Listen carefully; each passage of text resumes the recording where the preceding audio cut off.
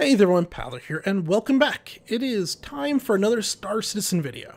And today I'm going to begin what is going to be 3, 4, possibly 5 videos designed for people coming into Star Citizen because of 3.0. So I'm predicting that if 3.0 does 75% of what it is being proposed to do, when it does go live and everyone starts playing it, even before everyone starts playing when it's on the PTU side of things, I think it's going to get a lot of coverage.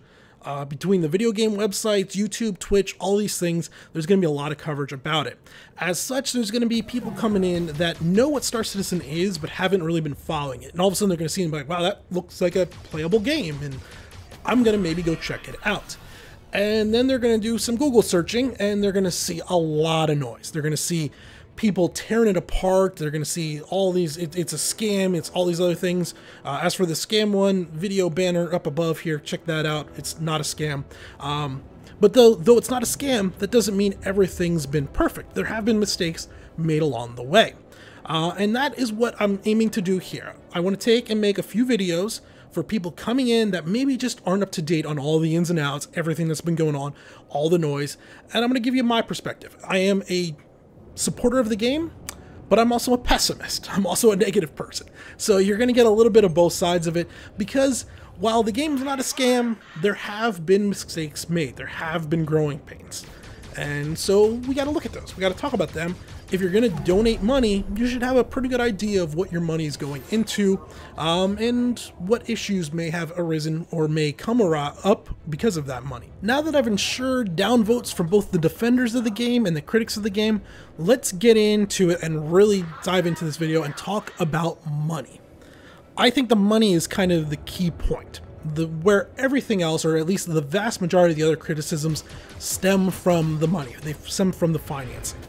And next week, just looking at it very briefly, we're going to talk about the delays, how it's been delayed over and over and over again. Even like 3.0 now is looking late August, probably October timeframe, something like that. We're also going to talk about the bloat, how the game has expanded and changed and morphed into something fairly different than what was originally proposed on the Kickstarter. But those two big issues come from the money. It all starts here.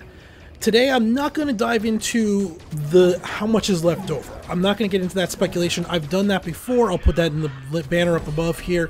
A lot of people don't really like that one, but the point is you can only really speculate. That's all we can actually do, is speculate about the finances of Star Citizen in terms of how much is left over. Outside of the accountants at CIG, Chris Roberts, and maybe a few other people, nobody else knows how much money they have. What we're going to talk about more, though, is some of the ethical, maybe that's not the right word, but some of the decisions they've made about in terms of raising money, where did that money's come in from, should they continue to make more of it, and so on.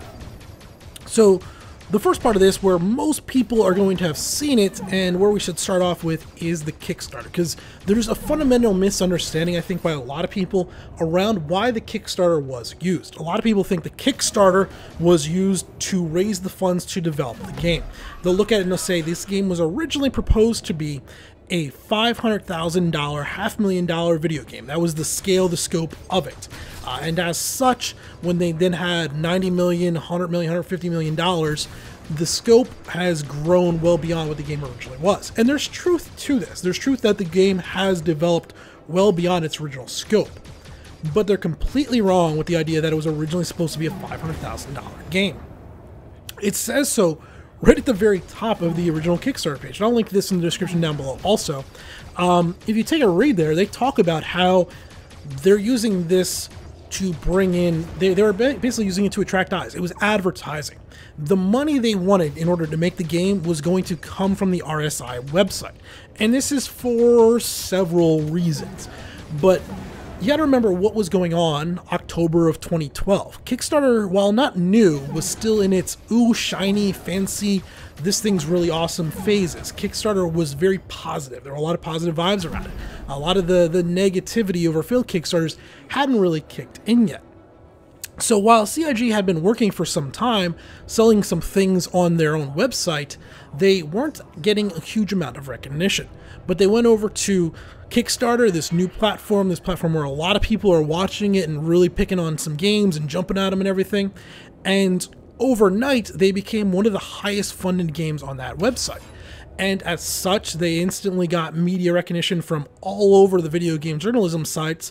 Everyone was talking about this new game, what it was, the amount of money it was raising, and all these crazy things. So that was the whole reason of the Kickstarter. They didn't want that money, though, from Kickstarter for several other reasons. So you have to understand that Kickstarter takes roughly 8% of everything. They take 5% of all money that comes in, but then there's also transaction fees. So since Kickstarter is all around the world, you know, if you're simply donating via debit card, there might be only a 3% transaction fee. Or if you're donating, I don't know, Beijing, what's the Chinese currency? Not won? No, I don't know. That's Korean. But if you're doing a different currency or something, there's conversion rates for that currency over and everything. So there's another 3 to 5% based on whatever the conversion is. So on average, every dollar donated on Kickstarter to the project, only 98 cents or so gets over to the final person. When you're only looking at $100,000, $500,000, even $2 million, that would be $200,000, which is a lot, but it's not game breaking. But over the course of $40 million, $50 million, $80 million, that number gets exponentially crazy. So you don't do that type of funding through Kickstarter. You don't give them that percentage of your revenue if you can avoid doing it. You also have to understand Kickstarter, you can only have your campaign up for 30 days. It's part of Kickstarter's process. So you can't go in and say, okay, this game, we think it's going to cost $30 million to make, so give us $30 million. And in 30 days, you're not going to raise that. There's almost nothing out there that's going to raise $30 million in 30 days on Kickstarter. And at the end of it, you don't get to get whatever was donated. It's an all or nothing type thing. So they asked for $30 million. They raised $3.5 million. After 30 days, they get $0. At least by asking for some small lowball number, $500,000, when it was all said and done, the Kickstarter was going to be successful. It was successful in like 7 days. They were going to get that money, plus then a little bit more, plus then the advertisement. They also don't need to give over the extra percentage, 8% or whatever, over to Kickstarter. They can keep more of it through the website. So that's kind of where you need to start off with. Kickstarter was advertising at best.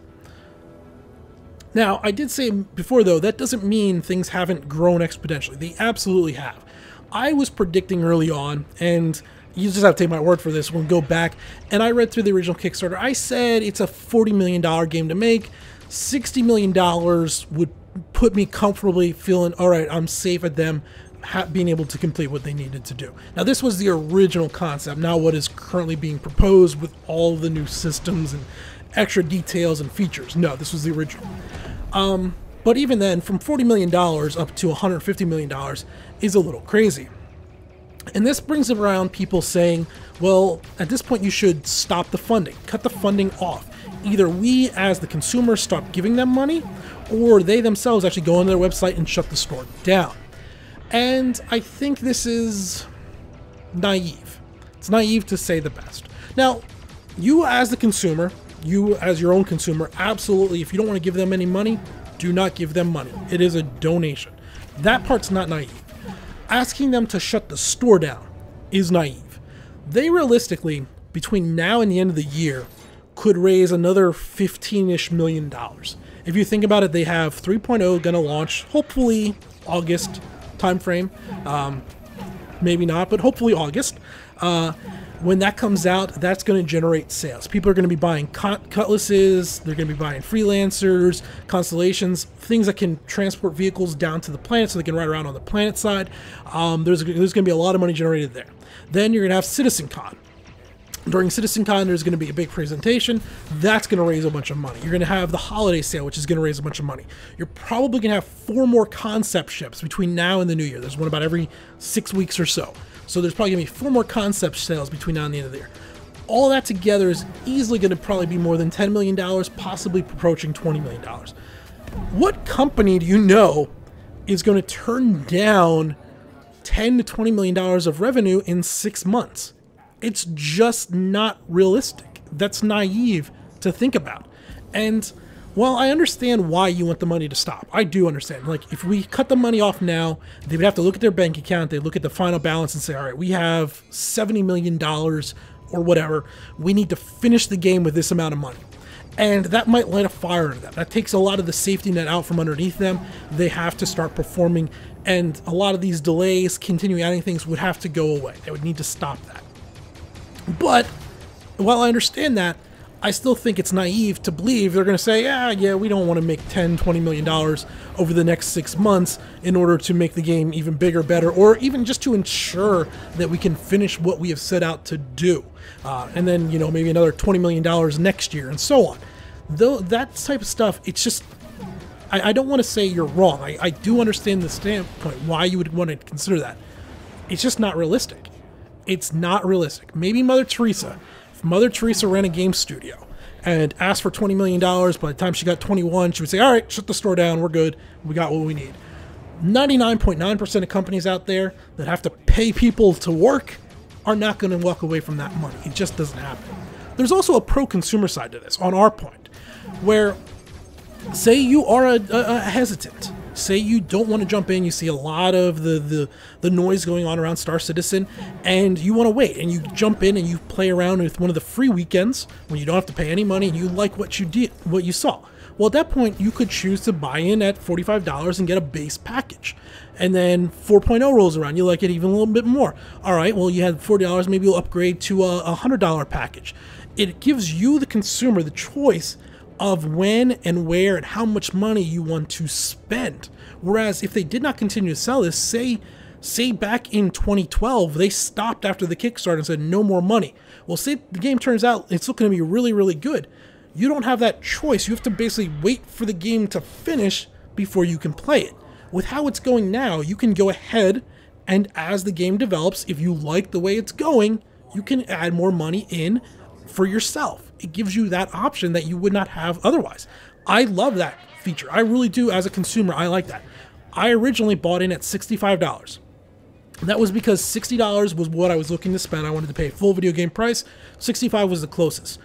Then 2.5 came out and I'm like, wow, I'm enjoying this a lot. I see it working, so I upgraded to a Cutlass Black. It only cost me another $40, $45. If you're someone where money is really, really tight, you could set $10 aside every single month. After 5 years of development, you could buy some really, really nice stuff in the game if that is the way you want it to go. If they didn't keep the store open, you wouldn't have that option. I think that's okay. I understand. I said it enough. I understand why you would want the store to go away, but there are positives to the store staying open. It gives us a greater chance that the game is going to be finished and completed. It's just not realistic for them to shut it down, and it also adds the choice for you as the consumer of when, where, and how much money you want to put in, or none at all. The last little bit I want to talk about today is the cost of some of the high-end packages. And you'll see people on occasion talking about how ridiculous it is that it's unjustifiable and there's no realistic reason that things should cost $5,000, $10,000, $15,000 for some of the very, very high-end packages. And I say, why? Why shouldn't that? I understand where this is coming from again, and also some people, if budget's a little tight, you look at that and it's a ridiculous amount of money. That's a cheap car you could buy for that right there. But understand, that package isn't for you. It's not for me either. I'm not judging here. It's not for me. None of those packages are even close to what I want to spend into the game or would even consider spending into the game. But that doesn't mean there aren't people out there with that type of money disposable. People that buy $500,000 cars can afford to pay $15,000 for a super high-end package in the video game. There's also a bit of a double standard here. You go around and so many other games do $5,000, $10,000, $15,000 packages, but you don't see them critique. Now, a lot of times their packages give meet the developer, get yourself in the game, or you're guaranteed to be the king of a castle or something at launch. They tend to give a little bit more because the scope and scale of the games is different, but they have those super high-end expensive packages and no one bats an eye. But Star Citizen, because it's got $150 million, well, now look at how bad it is. They shouldn't be $15,000. No, it's just not for you. It's not for me either.